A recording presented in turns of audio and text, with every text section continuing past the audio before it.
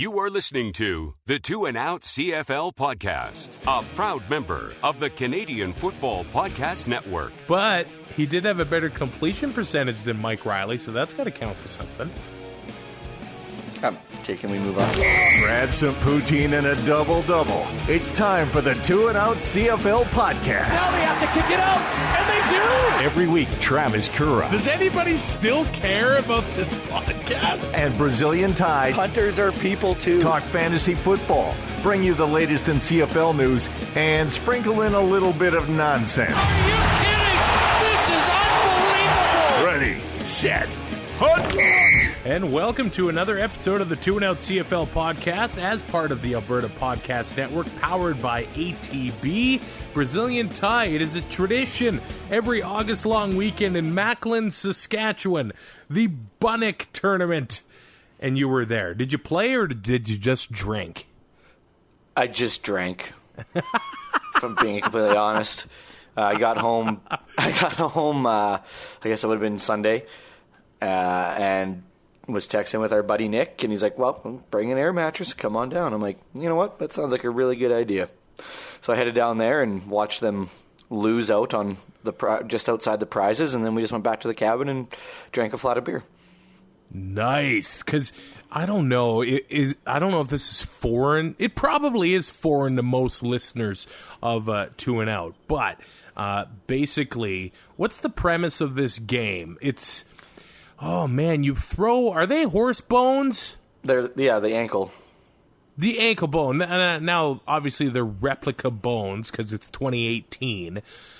But it is such a fun game. Macklin's got about a 30-foot tall Bunnock bone on the side of the road. And then people from all over the place come to this tournament in a town that has, 3,000 people? Maybe, yep. And there's 48 courts. Wow. Yeah, I've been to it once. It's incredible to see how many teams are there playing this damn game. It is awesome, but I know Brazilian Ty drinks with the best of them, and you're feeling great today, aren't you? Yeah, okay. Let's talk about the Canadian football games. Join 2 and Out for CFL Fantasy and CFL Pick'em, and show Currah and Ty what you got. They are who we thought they were! Just click cflfantasy.tsn.ca. Enough of talking about it. There has to be consequences. And pick'em.cfl.ca. Okay, so Thursday night, we had a doubleheader. And I'm like, all right, we might have one good game here, and then Ottawa's going to smash Toronto, and then we're off to a 28-7 lead. The Red Blacks are just doing, I think, what everybody expected going into this game. McLeod Bethel-Thompson, his first career start as a CFL quarterback, and before we knew it, things were a whole lot different just about 90 minutes later. What happened? I'm watching I'm going to start making supper, and then I turn around, and all of a sudden, Toronto's in it. And it's like, this isn't supposed to happen. Well, and you know what? At the beginning of the year and during training camp, Mark Trestman never really said that James Franklin was the clear-cut number 2 guy. And then... Ricky Ray gets hurt, and then obviously Franklin gets the starts. But I think we see now why Mark Trestman is a Bethel Thompson fan. No kidding, especially after that performance. Tale of two halves, though. Really, what do you have in the first half? 30 passing yards and an interception, and then second half he tore it up, and he is the reason they won this game. There's no doubt about it. Yeah, he throws for 302 yards, but the 4 touchdowns. He also had the rushing yards, too, 54 rush yards. Fantasy-wise, if you picked him, how much did he cost? Was he $6,000? Yeah, I think it was $6,000, and 31.5 points. Yeah, so that is really, really nice. If you put him in your lineup, you are definitely laughing. I thought it took a little bit of guts to put him in your lineup, but maybe I'm the stupid one in this one. S.J. Green, that was a big thing. 12 targets, 9 catches, 134 yards, and 2 touchdowns. You're real happy with that. Armani Edwards, yeah, he had the nice catch to win the game, and James Wilder Jr. had himself another game as well. 4 catches, 42 yards, 73 rush yards as well. Is this something the Argos can continue?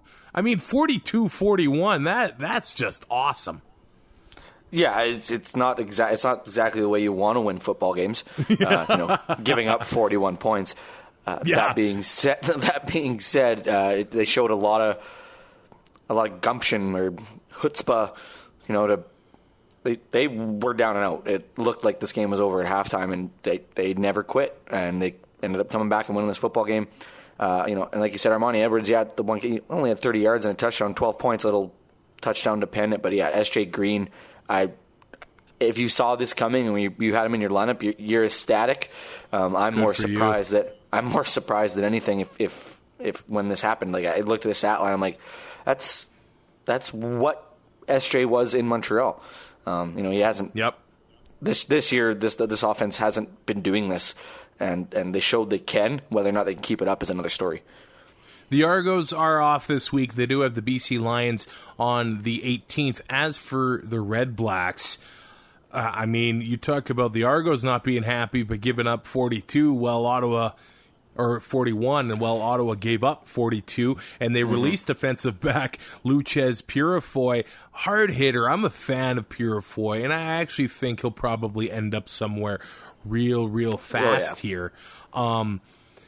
But, man, Trevor Harris, I don't know. Can you fault him for this one? He did have the interception, but he did throw for 381 yards.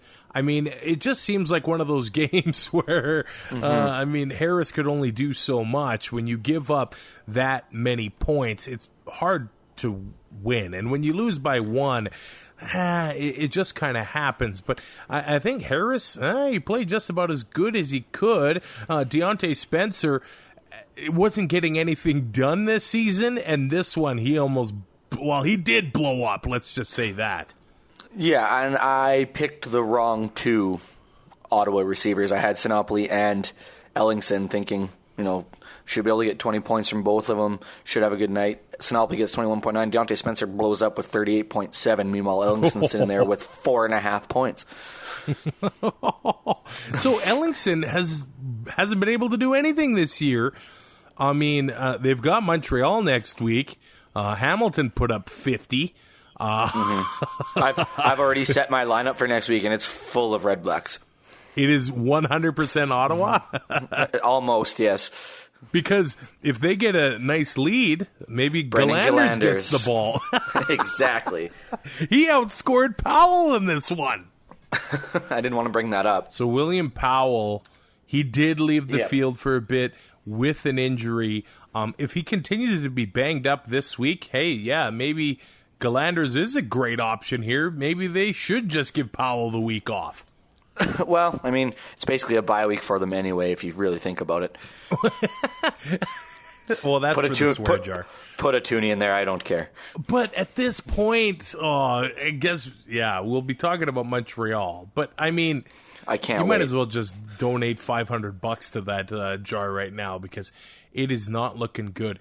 As for Ottawa, man, like I said it 5 minutes ago, if you're just going to give up 41 points or 42 points or whatever, both teams, it was just lucky one of them had to win, I guess. Mm-hmm.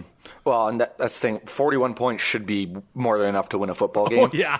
Absolutely. So it's really hard to fault Trevor Harris because, the defense didn't make stops when they had to, and now we see the repercussions of that with Purifoy being released. He was picked on quite a bit.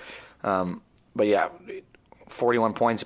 Maybe Ottawa can, if they can sustain a drive for an extra 2 minutes on top of what they did, then it plays out a little differently. But 41 points from your offense, you have to win that football game. You can't let that one slip away. All right, let's move on to that second half of that Thursday doubleheader. Edmonton holds off Saskatchewan 26-19. Oh, this game was something else. The Riders look a whole lot different with Zach Collaros back there, don't they? And having Duron Carter on the offensive side of the ball doesn't hurt things either. He comes in right away and gets himself a long touchdown.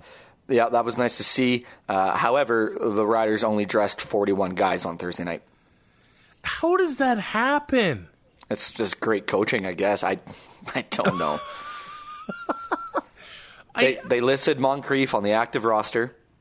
Elam was dressed. They sent the roster back, said no number 2.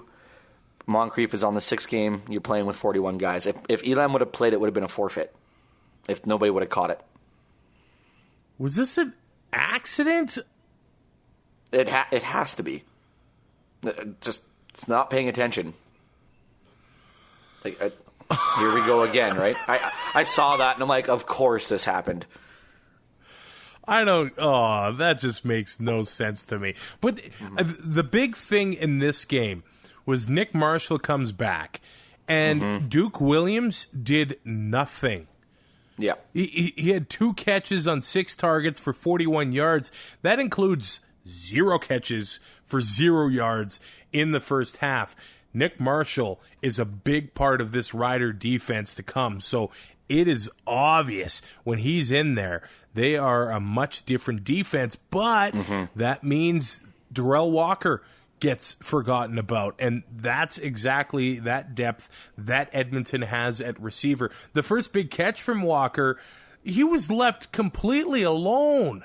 So sometimes the Rider defense, they look absolutely incredible, and then they have some brain farts that will kind of cost them, and that's what happened, I think, on that play to Walker. I mean, there are some receivers you probably could afford to forget about in this league. Darrell Walker is definitely not one of them. There's not a lot of guys on Edmonton that you can forget about on the offensive side of the ball. They're stacked. So, but like you're saying with Nick Marshall, like you have Nick Marshall and Ed Gainey, and everybody talks.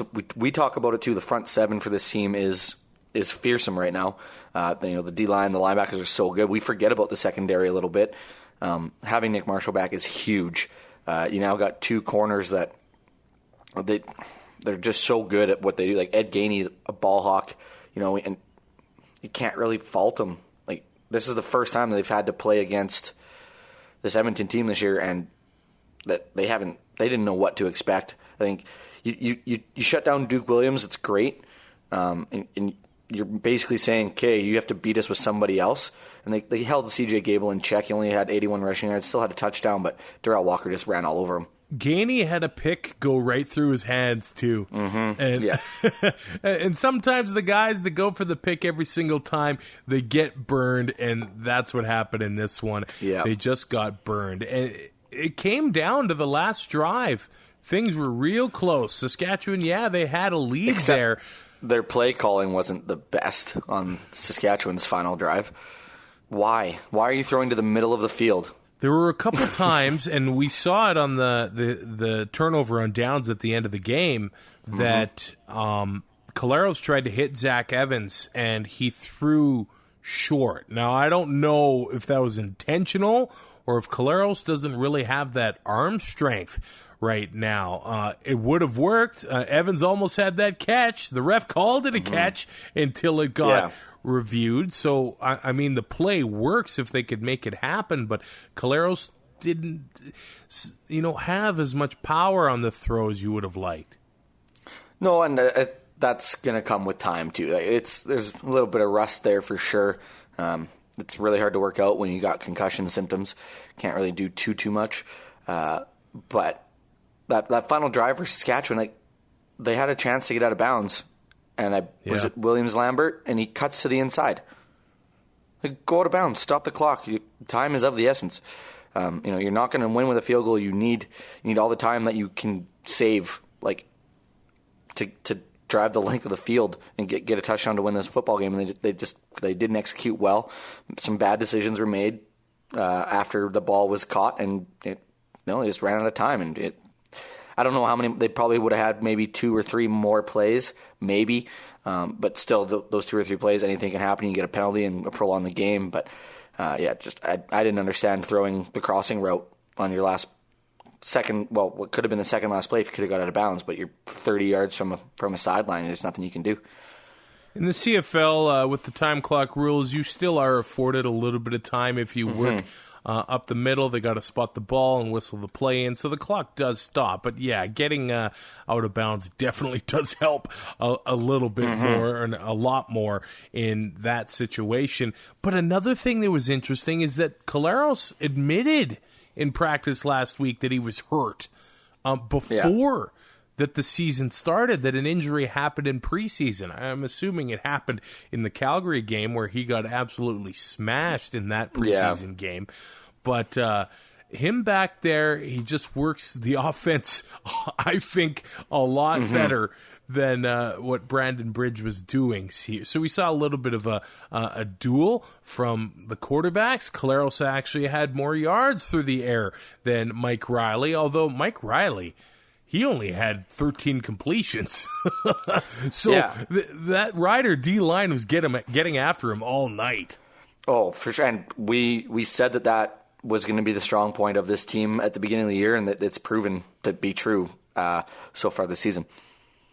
Yeah, when you can get a sack from basically Zach Evans, Charleston Hughes, and Willie Jefferson, they had a real good night. And it came down to that fourth quarter, but Mike Riley does Mike Riley things and makes the plays when he has to make the plays. And that 46-yard catch from Kenny Stafford in the fourth quarter, the defender was all over him. He still comes down with the ball. I mean, Edmonton just made that play, and they fought to win that game. So, it was a 7-point difference. The game was real close. It was the biggest crowd of the season in the Canadian Football League, over 35,000 people. The 50-50 was over $400,000. And in the first half, that crowd, they seemed like it was a playoff game. They wanted to beat the Riders, and hey, they got their win. But there's a lot of positives to look for on both sides of the ball in this one. I think Trey Mason might be the guy that you want in your fantasy lineup for the Riders going forward here. He had 7 carries, but he also had 7 catches on 9 targets. So he's getting a lot of volume. Thigpen did have the touchdown there. And, man... that Edmonton short yardage defense was giving the Riders all they could handle, and it ended up being the difference. The Riders, the Riders got the third down touchdown, and then in the second half, they got stuffed. So when you got Sewell in the middle there, it makes a big difference. Yeah, it's not exactly the defensive line or the juggernaut of a defense that you want to go up against. You know, those guys that they have, they're big and they get after it. I know we say that the front seven for the Riders is good, but don't overlook Edmonton, that's for sure. Yeah, absolutely. Before we get to the next game, big thank you to ATB Financial. Of course, they've got the no-fee all-in accounts, all digital checking and savings account. We talked about it before. I don't like getting mail because the mail I get sucks. It's usually Photo Radar or the Tax Man, and I don't like that mail at all. My mom picks up my mail, so... Oh, you don't have to deal with that. Not usually, till I get home. Oh. And then there's 3 months worth of mail. Yeah, so you're going to Manitoba for 3 months. Yeah. Man, you better go Super with excited. This all digital and checking stuff, man. No fee, no minimum balance, unlimited digital transactions, and Interact e-transfers. That's awesome. You get the interest in the higher balances, too. So atb.com, check out that no-fee all-in. On to the next game. Hamilton, I know you're looking forward to talking about this, smashes Montreal. 50-11. Johnny Manziel, been talked about all year. He goes 11 of 20 for 104 yards, 4 interceptions, 4 rushing yards, minus 3.4 fantasy points. I asked you to decide if he would get half of Mike Riley's total, since he's half of Mike Riley's salary. And, yeah, I don't know the math because he was technically in the negatives, and let's just say he did not get half of Mike Riley's points. Oh, man. What a dumpster fire that game was for him. Well, and there was rumor that his agent said throwing him out there is not good.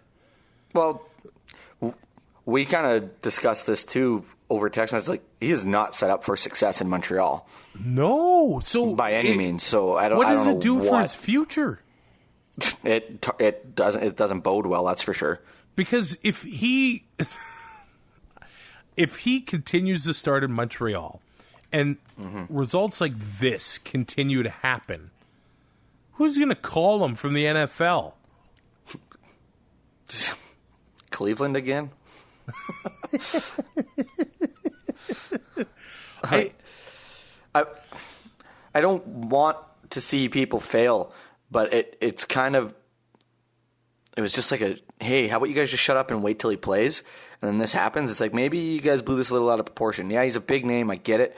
But let's just wait and see what he actually is. I don't understand the fanfare. All those people with Manziel jerseys, like, he hasn't even played a game. He hasn't even taken a snap in a regular season game yet. And it just, putting him on a pedestal, and it fell flat on his face. Well, I think the stupid part is that those people that say the CFL is a joke, and then they watch because of Manziel, and he gets torn apart, they still say the CFL is a joke, but they just put the blame on other people. They'll put it on the GM, they'll put it on the coaching, they'll put it on his team, saying that the people around him are not good enough. Hey. If he was good, he'd make everybody else. Look at the receivers that Tom Brady has. He makes them better. If Johnny Manziel was that good, he would make Eugene Lewis, Sutton, Cunningham, Ernest Jackson. He'd make them better, and he didn't. He looked out of place. He looked like he didn't know what was going on, and made some terrible, terrible decisions, and it was hilarious to watch. I couldn't turn it off. It was like a bad car wreck. You should look away, but you just can't. Well, who can blame the poor guy? He's been there for, what, has he even been? Maybe exactly 2 weeks now. So, I mean, if I was there for 2 weeks, I'd probably have about the same performance. It was not good, but he did have a better completion percentage than Mike Riley, so that's got to count for something. Okay, can we move on? Yes, let's talk about Hamilton. I guess Mazzoli's got another streak of 300-yard games going here. He threw for exactly 300 yards, the 2 touchdowns, 2 picks, but he had the 36 rush yards and a rushing touchdown as well. Brandon Banks and Jalen Saunders both go for over 100 yards. Alex Green comes back and scores 2 touchdowns. So that's clearly their running back and the guy they like to give the ball to. And he proved that he can do the job. And now with June Jones there, the offense is so much more balanced. The receiving core is so good. And now with the emergence of Alex Green and the emergence of a running game, it just makes that entire offense click so much better. Where the heck does Montreal go from here? Can it get worse? Well, how many times has that been said? And it seems to get worse every time. Yeah. I don't know.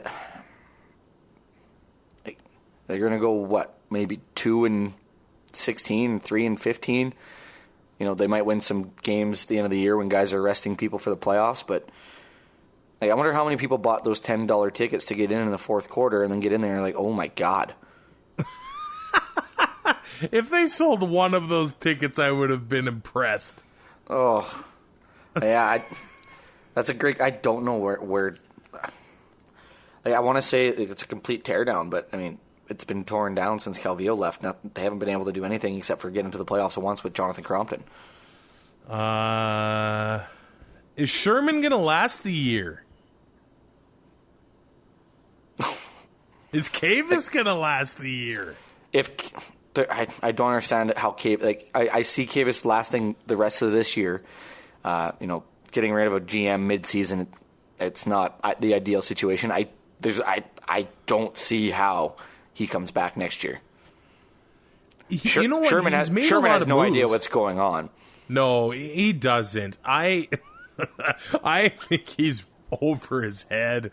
The Alouettes, they should just pay Danny Machocha $1 million. I know he's at the university there, and Eskimo fans are just going to laugh their ass off at that suggestion, but just... Oh, man. I don't even know if that works. They got to figure something out. Can you put an Owls jersey on the entire Laval Rouge or organization? They might be better. They might win 7 or 8 games. Man, I don't understand how people can be fans of this team right now. Like, it's embarrassing. I'm not saying it's embarrassing because they're losing. It's embarrassing the lack of direction and structure in this organization. The Wettenhalls are all over this, and what's Kavis Reed there for? If the Wettenhalls are going to be doing whatever they want anyway, because we know that's happening. Yeah, does that sell tickets if your new shiny quarterback goes out there and loses by 6 touchdowns? Not overly. Like, who wants to buy tickets to watch that? Yeah, they're gonna have to start giving away tickets because people are gonna stop showing up.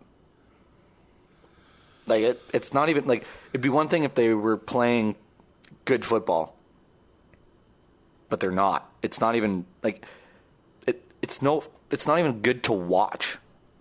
And I love football, but man, it's painful to watch Montreal play because they accomplish nothing.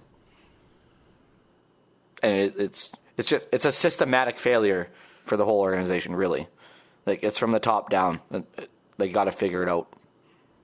Manziel is in such a crappy spot too, because I wouldn't blame him if he pulled a Chad Ochocinco after the season and just didn't come next year. But that would spell the end of his career, right? I would think so, yep. Like, I don't know if anybody would want to tie. The guy's only 25, I know, but I wouldn't blame him if he didn't just show up to training camp in 2019. Unless, who knows? I mean, there's a whole offseason, but if you're a player and you have 2 offers on the table and money is the same, everything's the same, you're not picking Montreal. No. And it makes it really hard to build a team because everybody knows what's going on there, and it's so bad right now. I wouldn't want to play there. Like, it'd be a last resort. If it's the only contract, then yeah, you're going to take it. But man, you're not going to win football games. That organization just needs to turn things around because it's not going to. Mm-hmm. It's not going to be pretty It's not pretty now, but if it stays this bad for any amount longer, who's going to come to the games? Well, when we talk about Toronto being, in a little bit of dire straits attendance-wise and stuff, if Montreal doesn't figure this out, unless the Wettenhalls are just going to, just their toy and, just they want to own a CFL team, if you're not getting people in, and, McGill's not that big of a stadium, like one of the smaller ones, financially, I don't know how you keep it. I don't know how you keep it up and running. Well, look at the Argos. They got Trestman and Pop, and they went and made some changes after the last loss, or the 2 losses to Winnipeg, and then they got a win against the Eastern opponent, the Eastern rival. So can Montreal do the same against Ottawa this week? No. No. But what have you seen that suggests that they have any chance of turning this around, other than the game against Saskatchewan, which I think is just a one-off? That's an anomaly. I can't. I can't. I can't pick them to win. They have Ottawa this week, Edmonton next week, and the week after that they have the Argos. So if they've got 2 Eastern opponents, I don't know. They're in Ottawa. I can't see that happening either. So no,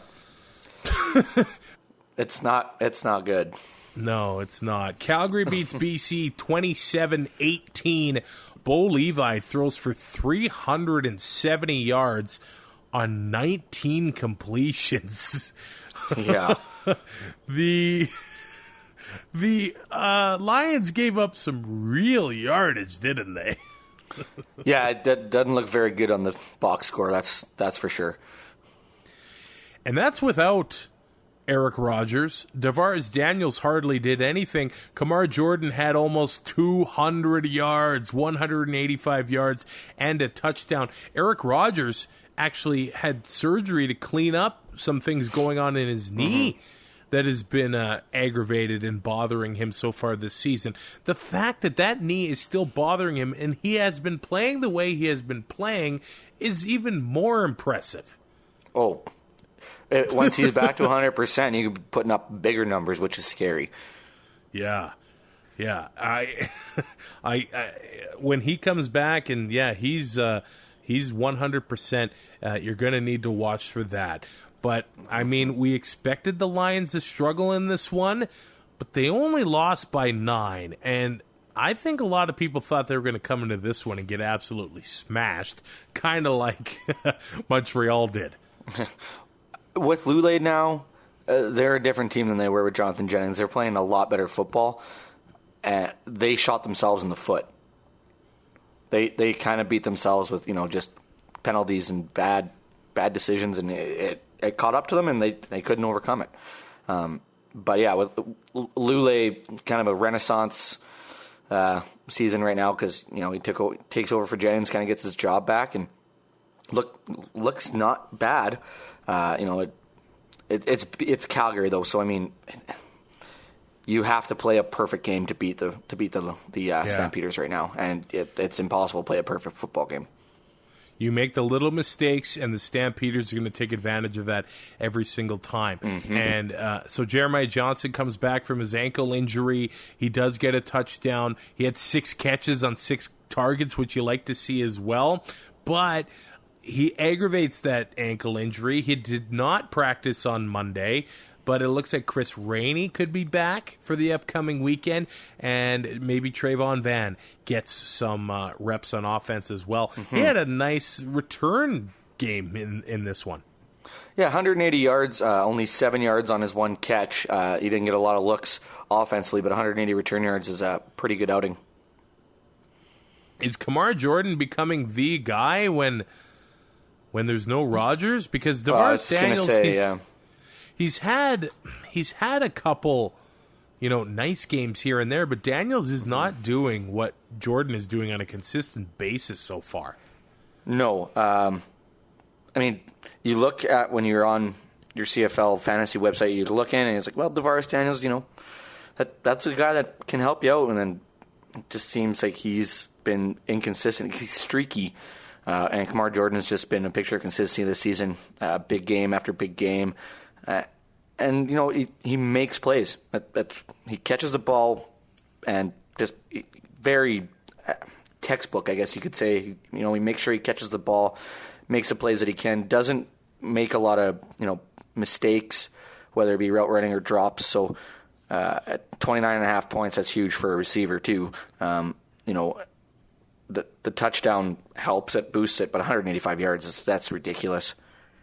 How did your team do this week? It wasn't great. Did you crack triple digits? No, I didn't. Oh, barely or what? I ended up in the 90s. Okay. I don't know how I did that. I cracked triple digits all because of the Hamilton defense, Jalen Saunders and Jeremiah Mazzoli. Mm-hmm. I had Jordan Robinson, who ended up getting hurt against Saskatchewan, missed practice. I thought we'd see a nice game from him. Duke Williams did nothing, and DeVaris Daniels did nothing. So I got hurt from those 3 players on my team. Yeah, I started Kolaros 15.5. Wasn't great. Cheap option, though, so I'm okay with it. I had Alex Green, 19.5. Robinson, Duke, and Greg Ellingson, combined for 13 points for me. Oh, that hurts, man. Not exactly what I'm looking for, but I did have Brad Sinopoli, 21.9, and then I, of course, started the Hamilton defense, and they got me 22 points. So that was kind of a saving grace. I ended up at 92.3, so I'm sure I fell down in the standings a little bit, but I can live with that. This is another week. I'll bounce back. I know the Ottawa defense just gave up 42 to Toronto. I'm starting them. I was going to say, are you worried of starting them against Johnny Football? I have zero issue doing it. Last week was last week.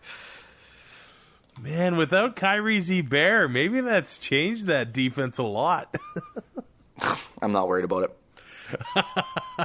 The perfect fantasy lineup actually is really affordable this week. You totally could have done it. Oh, yeah. But who would Yeah, because I'm going to take McLeod Bethel-Thompson and, and try to load up everywhere else. It's like, who saw 31.5 points coming, especially after half. I was like, well, this game's over. And, he turned it on and, he was the leading point getter for quarterbacks anyway at 31.5. Jeremiah was at 25.6. Weird. Don't see Mike Riley here, the $14,000 that he costs. He should be on this list, should he not? Yeah, because every time Mike Riley has a big game, there's that @Brazilian Ty on Twitter thing is just going off the charts. Yeah, it was pretty quiet this week. Deontay Spencer led the way, 38.7. I guess that's a huge game. S.J. Green right behind him at 34.4. Like we said, Hamilton defense 22. Kamar Jordan and Brandon Banks both put up 29.5. Running backs, 21.6 for Jeremiah Johnson. Wilder right behind him at 21.5. Alex Green, pretty respectable. Like there was some really good options that price wise that got a lot of points this week. There's only 3 games in the upcoming week. Edmonton in BC. Maybe you do want to put the old Mikester in there because that Ottawa defense, $3,381. I'm going to put them in my lineup right now. I just clicked the button. The most impressive thing about my fantasy week last week is I didn't change my lineup once. And I did it like 5 or 6 times a day. A day? Oh, man. It was so bad. I meddled too much and ended up I dropped to 4th from 3rd, so. Man, I feel like the less I touch it, the better my team does. Mm-hmm. It's the same when I'll play fantasy hockey or fantasy NFL. Like I try to meddle as little as possible, but I just can't help myself. And I always make the wrong decision. It just happens that way, doesn't it? Of course, yes, 2 and sir. Out part of the Alberta Podcast Network, powered by ATB. Check out the website, albertapodcastnetwork.com. All the shows are on the CKUA app. There is something for, everybody, football, hockey, wrestling. There's a wrestling podcast. There are soccer podcasts as well. There's actually a podcast for FC Edmonton by the fans there, Adam and Nate. So check that one out if you're into the soccer. I know Brazilian Ty, he is into every single kind of sport. Because I'm a degenerate gambler. Can you bet on figure skating? And have you? Yes and yes. Did you win? Yes.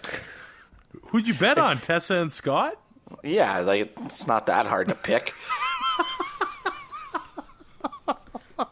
Hey, they're going on that cross-country tour, man. You got your ticket?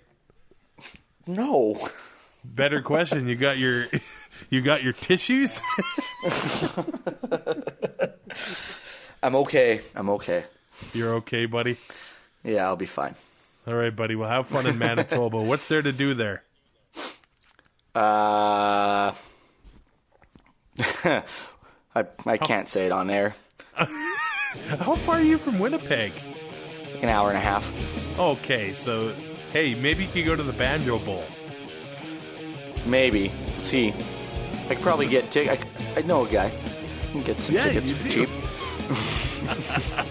I want you to go to the Banjo Bowl if you can, man. I won't. Yeah, but then I'll lose my job because I'll be in jail on the Monday. I wouldn't expect anything less. I didn't think so. All right, buddy. Don't be as hungover next week. I promise I won't be. And I'll be more prepared. Sounds good. Rate, review, subscribe on iTunes. We'll talk to you Thursday morning. Thanks for listening. Find more great shows like this at CF Pod Network on Twitter.